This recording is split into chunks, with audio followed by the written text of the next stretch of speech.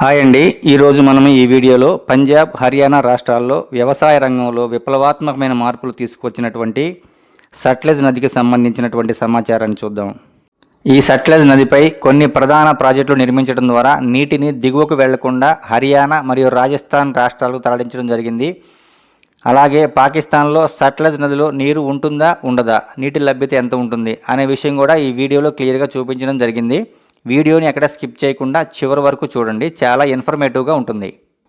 ఇక్కడ మనము ఈ విజువల్లో చూస్తుంది మానస సరోవర్, రక్షాస్థల్, మౌంట్ కైలాష్ మరియు ఆరిజిన్ ఆఫ్ సట్లెజ్ నది యొక్క జన్మస్థలం. మనం ఇప్పుడు ఈ జన్మస్థలాన్ని కొంచెం దగ్గరగా చూద్దాం క్లోజప్లో.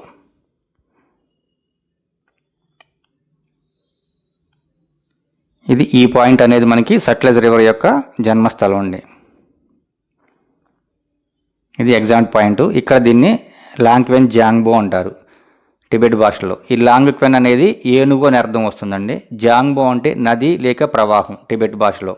ఈ టిబెటన్స్ ఏంటంటే ప్రతి నదిని కూడా వాళ్ళు ఒక పవిత్రమైన జంతువుతో పోల్చడం అనేది వీళ్ళకొక ఆచారం. అలాగే మనం సింధు నదిని కూడా గమనించాం ఇంతకుముందు. దానిని షెంగే జాంగ్బో అంటారు. షెంగే అంటే సింహం నోటి నుంచి ఉద్భవించింది అనమాట. జాంగ్బో అంటే నది, సింహం నోటి నుంచి ఉద్భవించిన నది అని దాన్ని పోల్చేవాళ్ళు. అలాగే ఈ నదిని ఏనుగు తల నుంచి ఉద్భవించిన నది అని చెప్పని దీన్ని లాంగ్క్వెన్ జాంగ్బో అని చెప్పని పిలుస్తూ ఉంటారు. ఇక్కడ సట్లెజ్ నదిలో ఎడమ వైపు నుంచి కలుస్తున్నది మలాంగ్ క్యూ రివర్ అండి. ఇది టిబెట్ అటానమస్ రీజియన్లో సట్లెజ్ నది యొక్క ఎగువ పరివాహక ప్రాంతానికి సంబంధించినటువంటి ఒక చిన్న వాగు. ఇది మానస సరోవర్ ప్రాంతంలో పుట్టి ఎడమ వైపు నుండి సట్లెజ్ నదిలో కలుస్తుంది. ఇప్పుడు మనం ఇండో టిబెటన్ బోర్డర్లోకి ప్రవేశించాము. మనం చూస్తున్నది BOP India, border out post India. ఈ బోర్డర్ అనేది హిమాచల్ ప్రదేశ్లోని కిన్నేర్ డిస్టిక్లో షిప్కిలా కనుమ దగ్గర ఉంది. ఈ కనుమ సముద్ర మట్టానికి 3930 మీటర్ల ఎత్తులో, అంటే 12,900 అడుగుల ఎత్తులో ఉంది. ఇప్పటి వరకు లాంగ్క్వెన్ జాంగ్బోగా వ్యవహరించిన ఈ నదిని ఈ బోర్డర్ నుండి సట్లెజ్ నదిగా వ్యవహరిస్తారు. ప్రాచీన వేదాలలో ఈ నదిని శతద్రు అని, ప్రాచీన గ్రీకులు దీనిని జెరాడ్రోస్ అని పిలిచేవారు. ఈ ఇండో టిబెటన్ బోర్డరు సట్లెజ్ నది జన్మస్థానం నుండి సుమారు 322 కిలోమీటర్ల దూరంలో ఉంటుంది. పర్యాటకుల సౌకర్యార్థం ఈ బోర్డర్ని జూన్ 2025లో మొదటిసారి ఓపెన్ చేశారు. 6 సంవత్సరాలు సుదీర్ఘ విరామం తర్వాత ఆగస్టు 1, 2026 నుండి మళ్ళీ ఇక్కడ బోర్డర్ దగ్గర వాణిజ్య కార్యకలాపాలన్నీ ప్రారంభమయ్యాయి. ఇక్కడ మనం చూస్తున్నది స్పితి నది సట్లెజ్ నదిలో కలిసే ప్రదేశం. ఈ నది హిమాలయాల్లోని కుంజుమ్లా సమీపంలో ఉన్న కుంజుమ్ పర్వత శ్రేణి నుండి ఉద్భవించింది. ఈ నది సట్లెజ్ నదికి ప్రధాన ఉపనది. ఈ నది 225 కిలోమీటర్లు ప్రవహించి కిన్నేర్ జిల్లాలో కాబు వద్ద సట్లెజ్ నదిలో కుడివైపు నుంచి కలుస్తుంది. దీనికి పిన్ అని పిలువబడే ఒక చిన్న ఉపనది కూడా ఉంది. ఇక్కడ సట్లెజ్ నదిలో కుడివైపు నుంచి కలుస్తున్నది కిరాంగ్ ఖడ్ ఉపనది. ఈ నది హిమాలయాల్లోని జాస్కర్ పర్వత శ్రేణులలో మంచు కరగటం వలన ఏర్పడినటువంటి ఒక జీవనది. ఈ నదిని టేటీ ఖాడ్ నది అని కూడా పిలుస్తారు. ఇక్కడ మనం చూస్తున్నది బాస్పా రివరు ఎడమ వైపు నుంచి సట్లెజ్ నదిలో కలిసే ప్రదేశం. ఈ నది ఇండో టిబెటన్ బోర్డర్ మరియు చుంగ్ సకావో కనుమ సమీపంలో శాశ్వత హిమనీ నదాల నుండి ఉద్భవించింది. కిన్నేర్ జిల్లాలో సుందరమైన బాస్పా లోయ, అంటే దీనిని సాంగ్లా లోయ అని కూడా పిలుస్తారు, 75 కిలోమీటర్లు ప్రవహించి కార్చాం వద్ద ఎడమ వైపు నుంచి సట్లెజ్ నదిలో కలుస్తుంది. ఈ రెండు నదుల సంగమం వద్ద, అంటే బాస్పా మరియు సట్లెజ్ నదుల సంగమం వద్ద సట్లెజ్ నదిపై కార్చాం వాంగ్ 2 డ్యామ్ నిర్మించి ఇక్కడ విద్యుత్ను ఉత్పత్తి చేస్తున్నారు. ఇది రన్ ఆఫ్ ద రివర్ విద్యుత్ కేంద్రం. ఇక్కడ మొత్తం 1091 మెగావాట్ల విద్యుత్ని ఉత్పత్తి జరుగుతుంది. దీనిని 2011లో ప్రారంభించారు. ఇక్కడ మొత్తం 4 టర్బైన్స్ ఏర్పాటు చేశారు. ఒక్కొక్క టర్బైన్ కెపాసిటీ 250 మెగావాట్లు. చూస్తున్న ఈ పొడవైన రిజర్వాయర్ అంతా కూడా NJHPS హైడ్రో పవర్ ప్లాంట్కి సంబంధించినటువంటి రిజర్వాయరు. ఈ NJHPS అంటే Nathpa Jhakri hydro power station.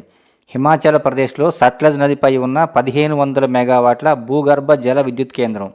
దేశంలో ఉన్న అతిపెద్ద భూగర్భ జల విద్యుత్ కేంద్రాల్లో ఇది కూడా ఒకటి. ఇక్కడ 250 మెగావాట్ల కెపాసిటీతో 6 టర్బైన్స్ని ఏర్పాటు చేశారు. దీనిని నిర్వహించేది SJVN లిమిటెడ్. భారత ప్రభుత్వము మరియు హిమాచల్ ప్రదేశ్ ప్రభుత్వము ఈ రెండింటి సంయుక్త భాగస్వామ్యంలో ఏర్పాటు చేసినటువంటి సంస్థ ఇది. మే 2025లో పూర్తి చేసి జాతికి అంకితం చేశారు. ఇక్కడ మనం చూస్తున్న ఈ భారీ జలాశయము హిమాచల్ ప్రదేశ్లోని బిలాస్పూర్ జిల్లాలో 800 మెగావాట్ల విద్యుత్ను ఉత్పత్తి చేయడం కోసం నిర్మించినటువంటి కోల్ డ్యామ్. దీనిని ఎన్టీపీసీ వారు నిర్మించారు. ఇది ఎన్టీపీసీ వారి యొక్క మొదటి జల విద్యుత్ కేంద్రము. ఈ ప్రాజెక్టు 2015 నుండి పూర్తి స్థాయిలో విద్యుత్ను ఉత్పత్తి చేస్తుంది. ఇక్కడ ఒక్కొక్కటి 200 మెగావాట్ల కెపాసిటీతో 4 టర్బైన్స్ని ఏర్పాటు చేశారు. ఇక్కడ నీటి నిల్వ కోసం 167 మీటర్ల ఎత్తులో మరియు 474 మీటర్ల పొడవుతో 560 మిలియన్ క్యూబిక్ మీటర్ల వరకు నీటిని నిల్వ చేయగల భారీ జలాశయాన్ని నిర్మించారు.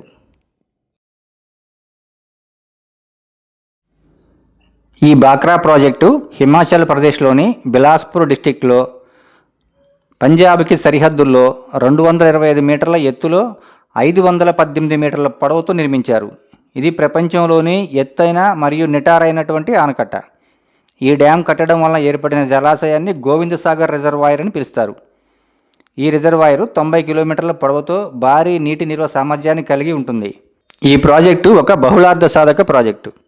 ఈ ప్రాజెక్ట్ని 1948లో శంకుస్థాపన చేసి 1963లో పూర్తి చేశారు.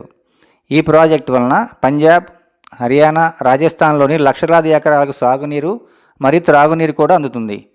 ఈ ప్రాజెక్టు కుడి మరియు ఎడమ కాలువల ద్వారా 1400 మెగావాట్ల విద్యుత్ ఉత్పత్తి జరుగుతుంది. అంతేకాకుండా సట్లెజ్ మరియు బియాజ్ నదులకు వర్షాకాలంలో వచ్చే వరదలను మరియు అధిక ప్రవాహాలను ఈ డ్యామ్ ద్వారానే కంట్రోల్ చేస్తారు. సట్లెజ్ నది మొత్తం పొడవు 1450 కిలోమీటర్లు. దీనిలో టిబెట్లో ప్రవహించేది సుమారు 322 కిలోమీటర్లు. భారత్లో 750 నుంచి 800 కిలోమీటర్లు సుమారుగా. రిమైనింగ్ అంతా కూడా పాకిస్తాన్లోనే ప్రవహిస్తుంది. ఈ నది యొక్క మొత్తం క్యాచ్మెంట్ ఏరియా 3,95,000 స్క్వేర్ కిలోమీటర్స్. కానీ central water commission CWC water shed classification 2021 నివేదిక ప్రకారం సట్లెజ్ అప్పరు మరియు లోయర్ కలిపి 59,882 స్క్వేర్ కిలోమీటర్స్. అంటే భారత్ పరిధిలోని సట్లెజ్ రివర్ యొక్క క్యాచ్మెంట్ ఏరియా. సింధు నదీ వ్యవస్థలో సింధు నది తర్వాత రెండవ పొడవైన నది ఈ సట్లెజ్ నది.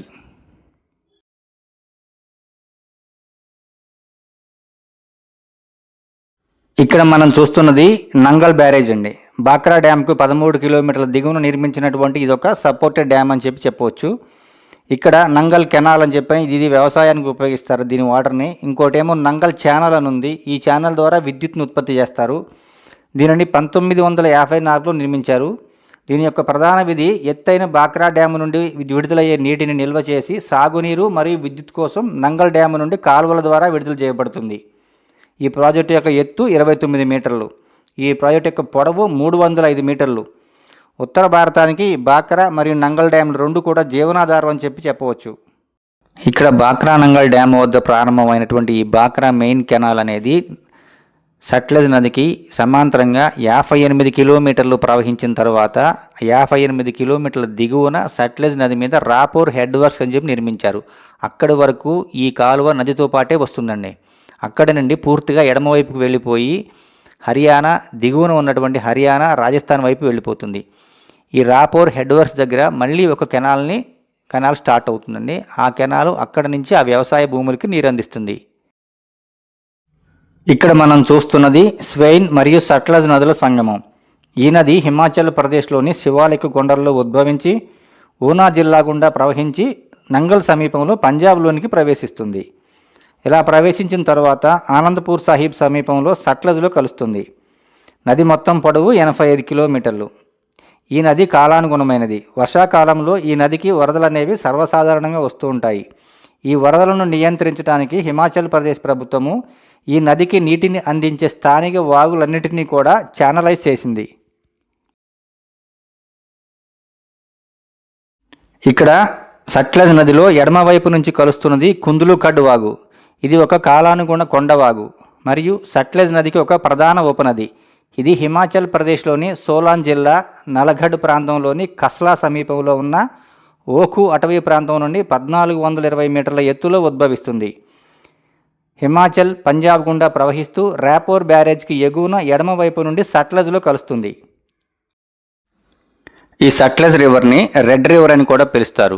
ఎందువల్లంటే ఇది ప్రవహించే మార్గంలో ఎర్రటి కొండలు ఉండటం వలన అక్కడ సాయిల్ ఎరోజన్ జరిగి ఆ మట్టి అంతా తీసుకొచ్చి ఇక్కడ సిల్ట్ రూపంలో ఏర్పాటు చేస్తుంది. అంటే పూడికల రూపంలో ఎర్రటి మట్టిని ఏర్పాటు చేస్తుంది. దానివలన ఈ నదిని రెడ్ రివర్ అని కూడా పిలుస్తారు. ఇక్కడ మనం చూస్తున్నది రాపౌర్ హెడ్ వర్క్స్. పంజాబ్లోని రూప్నగర్ వద్ద సట్లెజ్ నదిపై ఉన్న ప్రధాన నీటి నియంత్రణ నిర్మాణం. దీనిని 1882లో మొదటి బ్రిటిష్ వారు నిర్మించారు. తరువాత 1952లో భారత ప్రభుత్వం మరింతగా విస్తరించింది. నదీ జలాలను సర్హింద్ కాలువ మరియు ఎగువ నుండి వచ్చే బాక్రా మెయిన్ కెనాల్కు నీటిని మళ్లించే విధంగా ఒక కీలకమైన నెట్వర్క్ ఇది. దీనికోసం 1952లో ఇక్కడ ఒక కొత్త హెడ్ రెగ్యులేటర్ని ఏర్పాటు చేశారు. ఈ రెగ్యులేటర్ ద్వారా నీటిని పంజాబ్, హర్యానా, రాజస్థాన్ అంతటా కూడా లక్షలాది ఎకరాలకు సాగునీరు మరియు త్రాగునీరు అందించడానికి ఈ రెగ్యులేటర్ని ఏర్పాటు చేశారు. ఈ రాపౌర్ హెడ్ వర్క్స్ అనేది శివాలిక్ పర్వత శ్రేణి పాదాల వద్ద రూప్నగర్ పట్టణానికి సమీపంలో ఏర్పాటు చేశారు. రాపౌర్ హెడ్ వర్క్స్ దాటిన తర్వాత మనకి సట్లెజ్ నది ఒడ్డున ఉన్నటువంటి ఒక ప్రముఖ నగరము లూధియానా సిటీ. ఇది సట్లెజ్ నదికి ఎడమ వైపున ఉంది. ఈ లూధియానా సిటీ దాటిన తర్వాత ఈ సట్లెజ్ నది హరికే వెట్లాండ్స్ వైపు వెళ్తుందండి. ఈ హరికే వెట్లాండ్స్లో మనకి కుడివైపు నుంచి బియాస్ నది వచ్చి ఈ హరికే వెట్లాండ్స్లో సట్లెజ్ నదిలో కలుస్తుంది. ఇక్కడ మనం చూస్తున్నవి హరికే వెట్లాండ్స్. ఈ హరికే వెట్లాండ్స్లో బియాస్ నది వచ్చి సట్లెజ్ నదిలో కుడివైపు నుంచి కలుస్తుంది. ఈ బియాస్ నది అనేది ఇండియాలోనే పుట్టి ఇండియాలోనే ఎండ్ అయిపోతుంది. ఇక్కడ సట్లెజ్ నదిలో కలిసిపోతుంది. ఈ హరికే వెట్లాండ్స్లో బియాస్ మరియు సట్లెజ్ నదుల సంగమం వద్ద నిర్మించినటువంటి ఈ హరికే బ్యారేజ్ ఇది. ఈ హరికే బ్యారేజ్ నుంచి మనకి ఇందిరాగాంధీ కెనాల్ అని లెఫ్ట్ సైడ్ వెళ్తుంది. ఇది మనకి హర్యానా, జైపూర్ వైపు వెళ్తుంది. ఇక్కడ మనం చూస్తున్నది ఇండో పాక్ బోర్డర్. సట్లెజ్ నది ఇండియన్ బోర్డర్ దాటి పాకిస్తాన్లోకి ప్రవేశిస్తుంది. ఇది మనకి హరికే బ్యారేజ్ నుంచి 30 నుంచి 35 కిలోమీటర్ల మధ్యలో ఉంటుంది. ఇక్కడ మనం చూస్తున్నది సులేమాన్కి బ్యారేజ్. దీనిని సులేమాన్కి హెడ్ వర్క్స్ అని కూడా అంటారు. సట్లెజ్ నది పాకిస్తాన్లోకి ప్రవేశించిన తరువాత సట్లెజ్ నది మీద నిర్మించినటువంటి మొదటి నిర్మాణం ఇది. ఈ బ్యారేజ్ వద్దకు భారత్ నుంచి వచ్చినటువంటి 3 నదుల నీరు ఇక్కడికి చేరుతుంది. అవేంటంటే రావి, బియాస్, సట్లెజ్. అది ఎలాగో ఇప్పుడు మీకు వివరిస్తాను. బియాస్ నది హరికే వెట్లాండ్స్ దగ్గర సట్లెజ్ నదిలో కలుస్తుంది. అక్కడ హరికే బ్యారేజ్ నిర్మించారు. ఆ హరికే బ్యారేజ్ నుంచి వచ్చే కొద్దిపాటి అవుట్ఫ్లో ఇక్కడికి వస్తుంది. అంటే 2 నదుల నీరు కొద్దిగా ఇక్కడికి వస్తుంది. నెక్స్ట్ థర్డ్ వన్ ఏంటి మనకి రావి నది. రావి నది పాకిస్తాన్లోకి ప్రవేశించిన తర్వాత బల్లోంకి దగ్గర బల్లోంకి బ్యారేజ్ కట్టి అక్కడి నుంచి బల్లోంకి టు సులేమాన్కి అని చెప్పని ఒక కెనాల్ తీసి అక్కడి నుంచి రావి నది నీటిని సులేమాన్కి బ్యారేజ్ దగ్గరికి తీసుకొస్తున్నారు. అంటే ఇక్కడికి మొత్తం 3 నదుల నీరు ఇక్కడికి చేరుతుంది. ఈ బ్యారేజ్ని 1926లో దీన్ని ప్రారంభించారు. ఈ బ్యారేజ్ యొక్క మ్యాక్సిమం ఇన్ఫ్లో కెపాసిటీ 3 లక్షల క్యూసెక్లు. కానీ 1955లో దీనికి హయ్యెస్ట్ ఇన్ఫ్లో వచ్చింది. ఎంతంటే 4,92,581 క్యూసెక్లు వచ్చింది. యాన్యువల్ ఇన్ఫ్లో ఎంత అనుకున్నారు? 16.9 MAF. MAF అంటే మిలియన్ ఏకర్ ఫీటు. అలాగే 1960-66లో ఇన్ఫ్లో 12.94 అంటే తగ్గింది. అలాగే 1967-74 మధ్యలో యావరేజ్ ఇన్ఫ్లో 8.03 MAF అంటే చాలా వరకు తగ్గింది. అలాగే 1974-75 మధ్య కాలంలో యాన్యువల్ ఇన్ఫ్లో 7.08. అంటే దీన్ని బట్టి ఆలోచిస్తే బ్యారేజ్ కట్టినప్పుడు 3 లక్షల క్యూసెక్కుల నీరు వెళ్తే ప్రజెంట్ వచ్చేసి 15,000 క్యూసెక్కుల నీరు మాత్రమే వెళుతుంది. అయితే 1975 వరకు మనకు లభించిన సమాచారం ప్రకారము పాకిస్తాన్కు ఇన్ఫ్లో తగ్గింది అని నిస్సందేహంగా చెప్పవచ్చు. ఇదే సందర్భంలో భారత్ తనకు కేటాయించినటువంటి రావి, బియాస్, సట్లెజ్ నదుల నీటిని పూర్తిగా వినియోగించుకుంటుంది అనుకోవడంలో ఎలాంటి సందేహం లేదు. ఇక్కడ మనం చూస్తున్నది సట్లెజ్ మరియు చినాబ్ నదుల సంగమం. సట్లెజ్ నది ఎడమ వైపు నుంచి చినాబ్ నదుల్లో కలుస్తున్నటువంటి ప్రదేశం ఇది. ఈ 2 ప్రధాన నదుల సంగమానికి కొద్దిగా దిగువన పాకిస్తాన్లోని పంజాబ్ ప్రావిన్స్లో ఉంచా షరీఫ్ సమీపంలో పంజనాద్ నదిపై ఉన్నటువంటి గేటెడ్ బ్యారేజ్ అండి ఇది. దీనిని పంజనాద్ హెడ్ వర్క్స్ అని చెప్పి పిలుస్తారు. ఈ బ్యారేజ్ని పాకిస్తాన్ ప్రభుత్వము 1925లో స్టార్ట్ చేసి 1929లో నిర్మించారు. ఇక్కడ పంజనాద్ కాలువ, అబ్బాసియా కాలువ అనే 2 ప్రధాన కాలువల ద్వారా బావల్పూర్ మరియు రహీమియార్ ఖాన్ జిల్లాలకు సాగునీరు మరియు త్రాగునీరుని అందిస్తారు.